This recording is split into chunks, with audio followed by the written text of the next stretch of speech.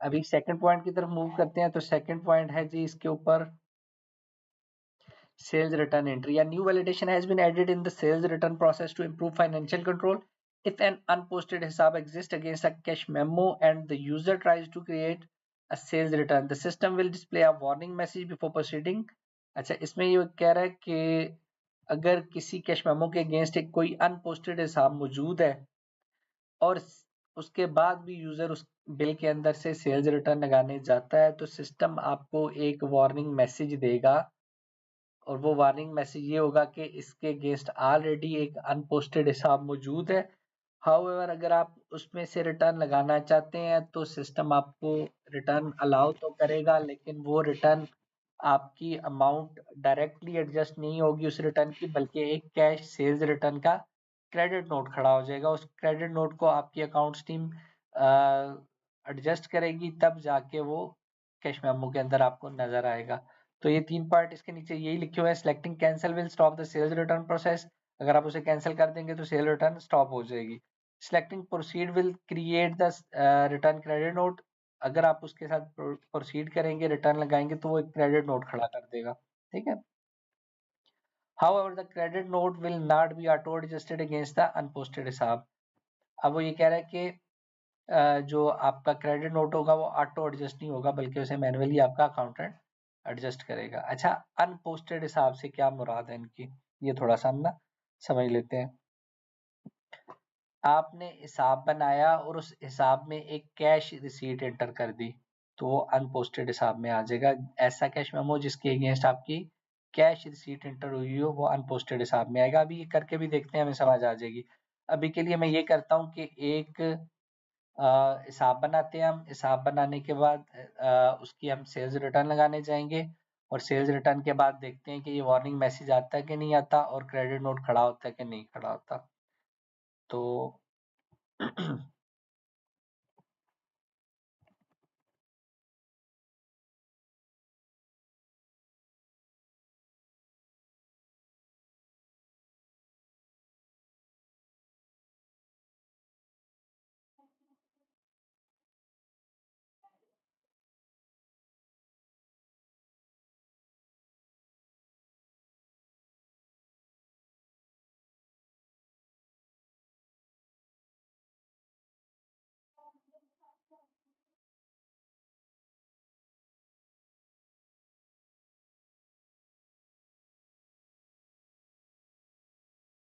मैंने एक समरी बना के रखी हुई थी, उसका मैं हिसाब बनाने जाता हूँ। रिसीवेबल हिसाब में टूल,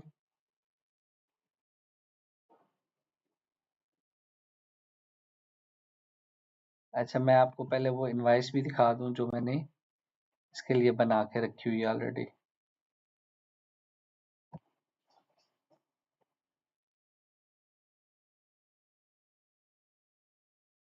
मैंने पीजेपी 44 के अंदर एक इनवाइस बनाई थी जिसका डिलीवरी मैन 82 था। ठीक है, ये आबद मेडिकल स्टोर के नाम से एक इनवाइस बनाई हुई है 3020 की। मैं पहले इसके अगेंस्ट एक कैश रिसीट खड़ी कर लेता हूँ 82 में, के 82 में ही हम इसका हिसाब बनाएं। तो फिर वो 82 मेरे ख्याल में मेरे पास नवीद शहजाद है, मैं कंफर्म भी कर लेता हूँ।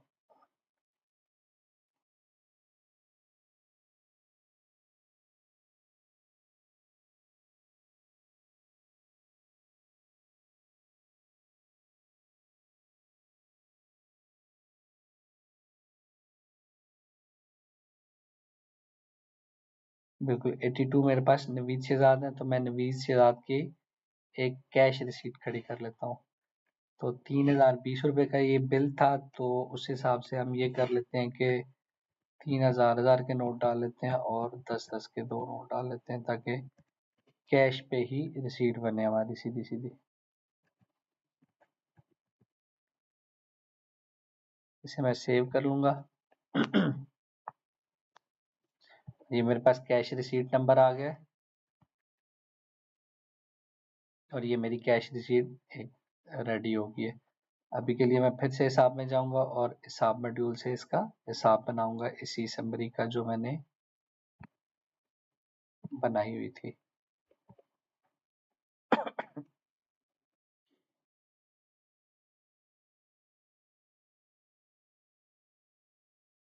अब मैं हिसाब एंट्री में आऊंगा।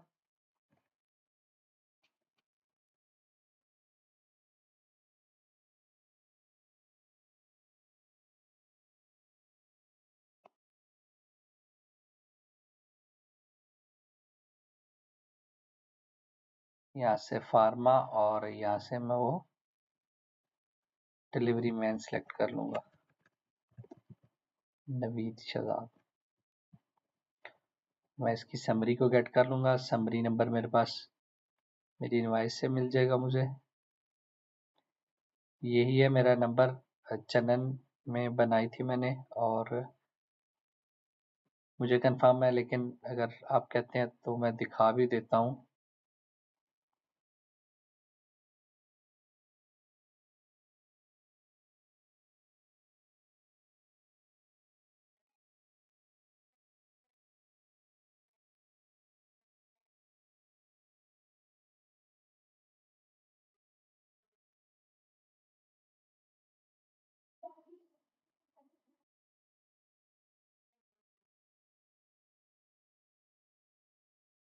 ये मेरी समरी थी और इसका समरी नंबर ये 0002 आ रहा है। सॉरी, इनवाइस थी और इनवाइस में ये 0002 मेरा समरी नंबर आ रहा है और यही 0002 वाली मैं समरी गेट कर लूंगा।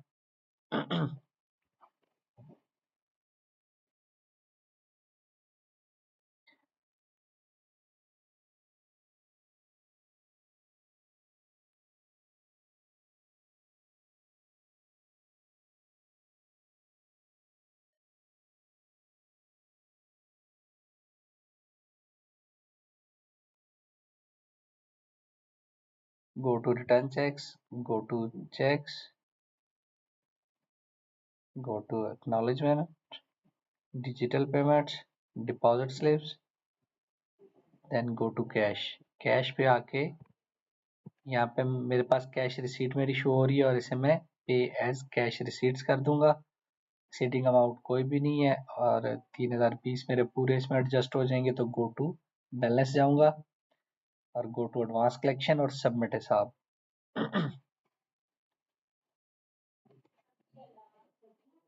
अब ये मेरे इस कैश मेमो का हिसाब फाइनल हो गया। लेकिन ये अनपोस्टेड हिसाब है। ठीक है, देखें ये 3020 की पिक लिस्ट की अमाउंट थी और 3020 हमने जेडीओ को सबमिट भी कर दिए।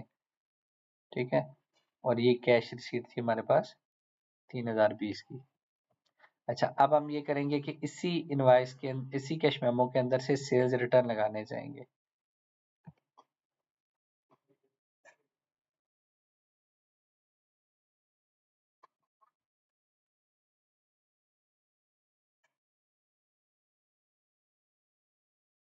तो डिलीवरी मैन का पीजेपी हमारे पास 82 था।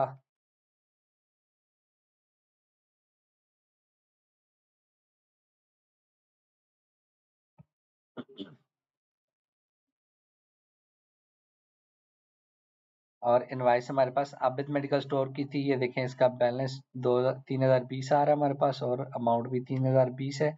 इसमें अब मैं रिटर्न लगाने जा रहा हूँ।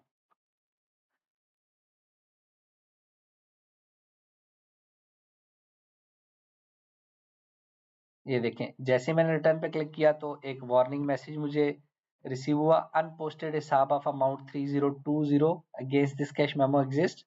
Proceeding with the return will not auto adjust the cash memo with this return, are you sure want to proceed with the return. ये एक चीज तो क्लियर होगी कि ये वार्निंग मैसेज आ रहा है। एग्जैक्टली यही वार्निंग मैसेज उन्होंने हमें यहाँ पे भी दिखाया था। अब हम देखते हैं इस कैश मेमो के अंदर से रिटर्न लग सकती है या नहीं लग सकती। ओके किया, इसके ऊपर भी सेम मैसेज आ रहा है। अब मैं इसमें से कोई 2-4 या एक पीस या चले मैं तीन पीस इसमें से रिटर्न ले लेता हूँ। तो मैं इसे वैलिडेट करूंगा। वैलिडेट पे फिर वही मुझे वार्निंग मैसेज मिल रहा है। ओके किया, सेव पार्शियल रिटर्न किया।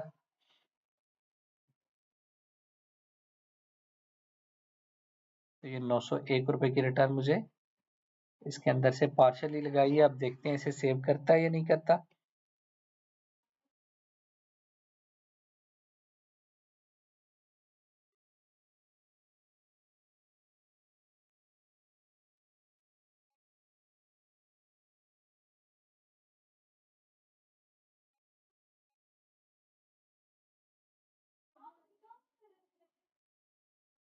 टेस्ट यूजर जो होता है ना वो थोड़ा सा लाइव यूजर से स्लो होता है, थोड़ा सा टाइम ज्यादा लेता है, क्योंकि इसमें काफी सारी चीजें सारी एक ही यूजर के अंदर नजर आ रही होती हैं, तो वही थोड़ा सा लाइव यूजर से स्लो होता है।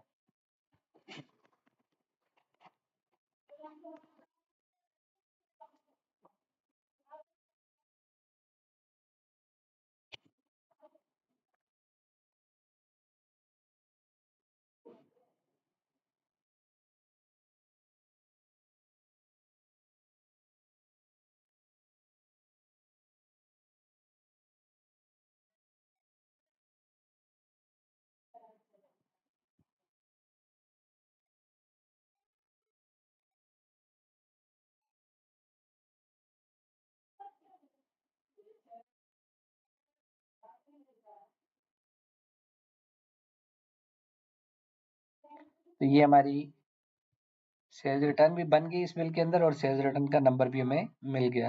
अब हम ये देखते हैं जाके कि क्या इसके अगेंस्ट क्रेडिट नोट खड़ा हुआ है। तो हमारे पास रिपोर्ट्स के अंदर एक रिपोर्ट आ रही होती है रिसीवेबल में क्रेडिट नोट्स की।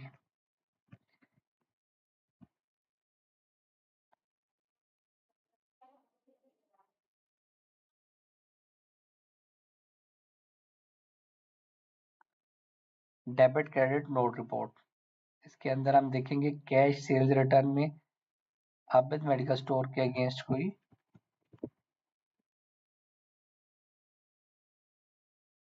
Credit note cash sales return के अगेंस्ट ये खड़ा होगा। रिटर्न इसकी लग जाएगी, अमाउंट इसकी क्रेडिट नोट में खड़ी हो जाएगी, और ये ऑटो एडजस्टेड नहीं होना चाहिए, ये अनएडजस्ट पड़ा होना चाहिए इस रिपोर्ट के अंदर।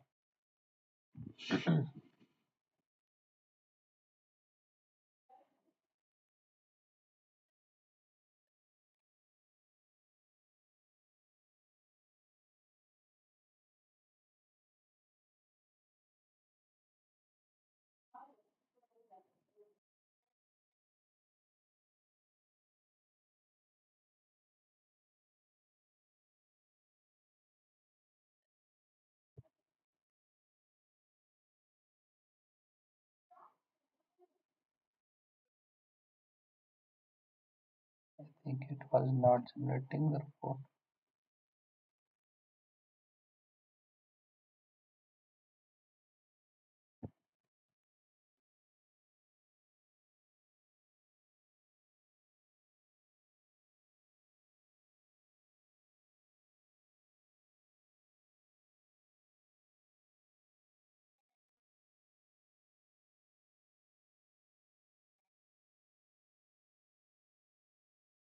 थोड़ा सा टाइम ले रहे तो हम इसे ना ऑल पे चेक लगा के ट्राई करते हैं कि शायद जल्दी जनरेट हो जाए।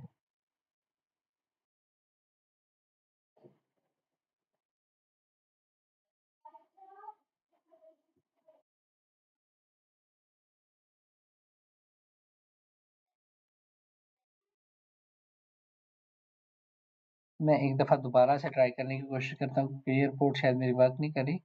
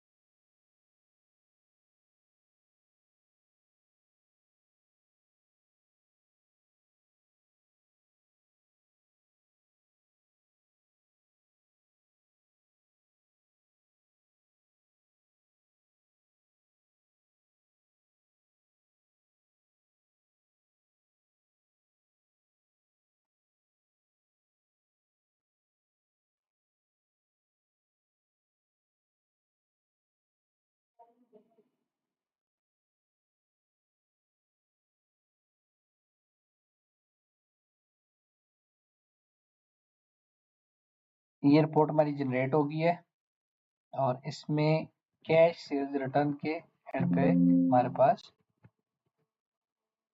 आबिद मेडिकल स्टोर के सामने कुछ अमाउंट खड़ी होनी चाहिए और बिल्कुल ये आबिद मेडिकल स्टोर के सामने हमारे पास इस सेल्स रिटर्न के अगेंस्ट ये कैश सेल्स रिटर्न 906 रुपीज़ की खड़ी हो गई है।